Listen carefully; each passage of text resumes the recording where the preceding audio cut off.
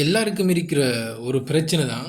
ஒரு குறிப்பாக படிக்கிற மாணவர்களுக்கு இருக்கிற பிரச்சனை தான். ஒரு கெட்ட பழக்கத்தை விடணும், அதே நேரத்தில் நல்ல பழக்கங்களை உருவாக்கி கொள்ளணும் என்கிற ஒரு விடயம். இந்த ரெண்டுமே ஒரு சவாலான விடயம். ஒரு தொடர்ச்சியாக பழகின ஒரு பழக்கத்தை விடுறதுங்கிறதும் புதியதொரு பழக்கத்தை உருவாக்குறதுங்கிறதும் சவால் மிக்க ஒரு விஷயம். குறிப்பாக படிக்கின்ற மாணவர்களுக்கு மிகவும் சவால் மிக்கது. இதை விடுறதுக்குண்டு சொல்லி சில படிமுறைகளும் வழிகாட்டுதல்களும் உளவியலில் இருக்கின்றது. அந்த விடயத்தை தான் நாங்கள் இன்றைக்கி பார்க்க போகிறோம். ஒருத்தர் ஒரு பழக்கத்தை உருவாக்குறாருண்டா அல்லது ஒரு வழக்கமாக ஒரு விஷயத்தை செஞ்சு கொண்டிருக்கிறாருண்டா அந்த விடயம் அவருக்கு ஒரே நாளில் திடீரென்று வந்தது கிடையாது. அந்த விடயத்தை அவர் தொடர்ச்சியாக செஞ்சதுனால தான் அது இன்று அவருக்கு மாற்ற முடியாத ஒரு வழக்கமாக ஆகிவிட்டது. ஒருத்தர் ஒரு விடயத்தை தொடர்ச்சியாகவே செஞ்சுட்டு வரார், ஒரு செயலை தொடர்ச்சியாக செய்கிறார் என்றால் அந்த செயல் அவருக்கு பழக்கமாக மாறிவிடுகிறது. அந்த பழக்கத்தை ஒருத்தர் தொடர்ச்சியாகவே செஞ்சிட்டு வராரா இருந்தால் அது அவருக்கு ஒரு வழக்கமாக மாறிவிடுகின்றது. இவ்வாறு தான் எங்களுடைய பழக்க வழக்கங்கள் தீர்மானிக்கப்படுகின்றன. இதற்கு நியூரோபிளாஸ்டிசிட்டி அப்படின்னு சொல்லி எங்களோட மூளையில் இருக்கின்ற அமைப்பு தான் காரணம். இந்த பேரை ஞாபகம் வைத்துக் கொள்ளுங்கள், நான் பின்னால் இதை பற்றி சொல்ல இருக்கின்றேன். ஒரு புதிய பழக்கத்தை நாங்கள் கைவிடுறா என்ன செய்யணும், அல்லது ஒரு தவறான ஒரு பழக்கத்தை நாங்கள் கைவிடணும் அப்படின்னா என்ன செய்யணும்?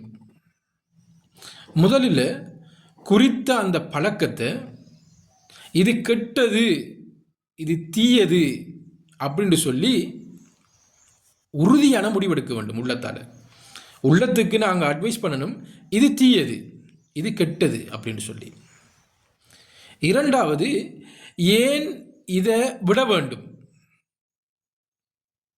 இதால் என்ன தீங்கு அப்படிங்கிறத நாங்கள் தீர்மானிக்கணும், ஆய்வு செய்யணும்.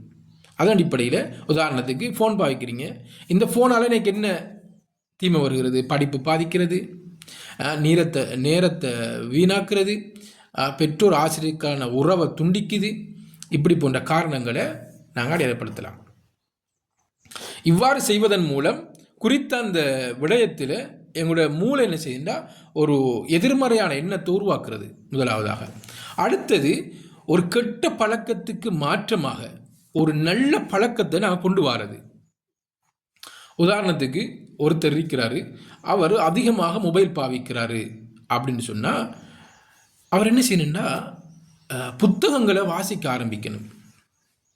இன்னொருத்தர் இருக்கிறாருக்கு, அவருக்கு எந்த நேரமே சோம்பல், எந்த நேரமும் தூக்கம் அப்படின்னா இவர் என்ன செய்யணும், அதுக்கு அல்டர்னேட்டிவாக எக்ஸசைஸ் செய்யக்கூடிய ஒருத்தராக அவர் தன்னை மாற்றிக்கொள்ளணும். அதே நேரத்தில் இந்த புத்தகம் வாசிக்கிறது, இந்த எக்ஸசைஸ் செய்கிறது போன்ற விடயங்களில் இவர் உள்ளத்தை ஈடுபடுத்தணும். உள்ளத்துக்கு அது சம்பந்தமான அறிவுறுத்தல்களை இவர் வழங்கி கொண்டே இருக்கணும்.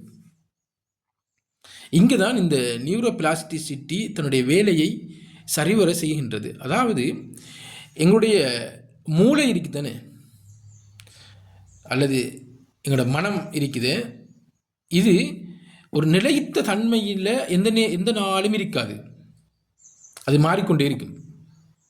குறிப்பாக இந்த மூளையினுடைய செயற்பாடுகளை பழக்க வழக்கங்களை கட்டுப்படுத்துறதுல இந்த நியூரோபிளாஸ்டிசிட்டி என்கிற இந்த அமைப்பு முக்கியமான ஒன்றாக செயற்படுகிறது. நாங்கள் ஒரு விடயத்தை புதுசாக கற்றுக்கொள்கிறோம்டா அதுக்கு நாங்கள் சில வழிமுறைகளை கையாளுவோம். அவ்வாறு கையாளுகின்ற நேரத்தில் இந்த நியூரோபிளாஸ்டிசிட்டி என்ன செய்யுதுன்னா அதுக்குரிய சிக்னல்களை மூளையில் உருவாக்கி அது சம்பந்தமான விடயங்களை புதிசாக சேமிப்பதற்குரிய வேலைகளை இது துரிதமாக செயற்படுகிறது. 1 நாள் 2 நாள் 3 நாள் இவ்வாறு இவர் செய்து மாசக்கணக்கில் செய்கின்ற போது குறித்த அந்த விடயம் இந்த நபருக்கு ஈஸியானதாக மாறிவிடுகிறது. நான் சிம்பிளாக இதை விளங்கப்படுத்தணுண்டா, இப்போ நாங்கள் எல்லாருமே எங்களுக்கு தெரியும் வெஹிக்கிள் ஓட தெரிந்தாக்கள், வேன் கார் எல்லாமே ஓட தெரியும். நீங்கள் ஃபர்ஸ்டாக இந்த டிரைவிங் பழக செல்லுகின்ற இடத்துல போன புதிதிலேருந்து எல்லாருக்கும் சொல்லித்தரதான் ஏபிசி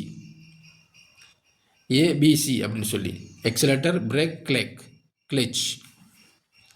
இது நாங்கள் போன புதுசில் ஒரு கிழமைக்கு 2 கிழமைக்கு 3 கிழமைக்கு எங்களுக்கு ஏபிசி இது எக்ஸலேட்டர், இது பிரேக், இது கிளச் அப்படின்னு சொல்லி நாங்கள் அங்கே யார் அந்த டிரைவிங் பழகித்தாரவர் அந்த கோச்சர் செல்லும்போது நாங்கள் தேடுவோம், காலை வச்சு கொண்டு தேடுவோம்.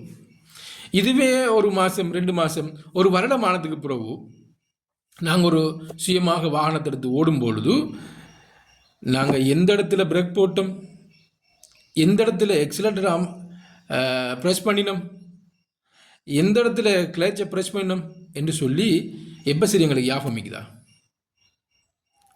எப்போ சரி நாங்கள் வாகனம் முடக்கில் தேடிக்கிறோமா? கிளச் எங்கே, பிரேக் எங்கே? ஒரு ரோட்டில் ஒரு பம்பிங் கொண்டு வரும்போது யார் சரி குனிஞ்சு பிடிச்சி தேடுறியா பிரேக் எங்கே இந்த காலை வச்சு நசிக்கிறதுக்கு? இல்லை, ஓட்டோவாக அந்த பிரேக் அங்கே போயிடும், எங்களோட கால் பிரேக்குக்கு கால் போயிடும். அதே மாதிரி எங்களோட மூளை ஸ்பீட்டை கூட்டணும்னு நினச்ச உடனே எக்ஸலேட்டருக்கு எங்களோட கால் ஆட்டோமேட்டிக்காக போயிடும். இதுக்கு காரணம் இந்த நியூரோபிளாஸ்டிசிட்டி. இது என்ன செய்துண்டா, அந்த ஒரு விடயத்தை தொடர்ச்சியாக பயிற்சி எடுக்கும்போது அதை ஒரு ஃபாஸ்ட் ப்ராசஸிங் செய்வதற்குரிய அந்த நியூரோன்களை உருவாக்கி அவை செயற்படுகின்றன. இவ்வாறு தான் ஒரு புதிய விடயங்களை ஒரு மனிதன் கற்றுக்கொள்கின்ற ஒரு செயல்முறை எமது மூளையிலே நடைபெறுகின்றது. எனவே மாணவர்கள் ஒரு புதிய விடயத்தை கற்றுக்கொள்ளும் போது அந்த எந்த விடயத்தை அவர்கள் விடுவதற்கு நினைக்கிறார்களோ அதனுடைய செயற்பாடு குறையும் போது மூளையிலும் அது பற்றிய தூண்டல்கள், அதை செய்வதற்கான நேரங்களை ஒதுக்குதல் போன்ற செயற்பாடுகளும் குறைகின்றது. இவ்வாறு செய்கின்ற காரணத்தினால்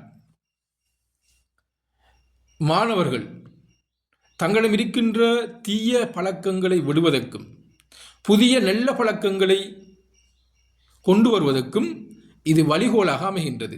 அது மட்டுமல்ல, சிறிய இலக்குகளை இவர்கள் தீர்மானித்துக் கொள்ள வேண்டும். அந்த தீய பழக்கத்தை விடுகின்ற வரிசையில் 4வதாக சிறிய இலக்குகளையும் இவர்கள் அமைத்துக் கொள்ள வேண்டும். ஒரு விடயத்தை முழுசாக நாங்கள் நிறுத்த முடியாது, கொஞ்சம் கொஞ்சமாக தான் நிறுத்தணும். திடீரென்று ஒரு விஷயத்தை நிறுத்துங்கன்னு சொன்னால் அது வேறு சைட் எஃபெக்டுகளை குறித்த நபருக்கு அது கொண்டு வந்து சேர்க்கும். ஆகவே மெதுமெதுவாக அதை நிறுத்துவதற்குரிய முயற்சிகளை நாங்கள் செய்ய வேண்டும். அதே போல் நல்ல நண்பர்களை தெரிவு செய்ய வேண்டும். அதாவது அந்த பிள்ளை அல்லது அந்த மாணவர் இருக்கின்ற அந்த சூழல் என்வைரன்மெண்ட்டை அவர் மாற்ற வேண்டும்.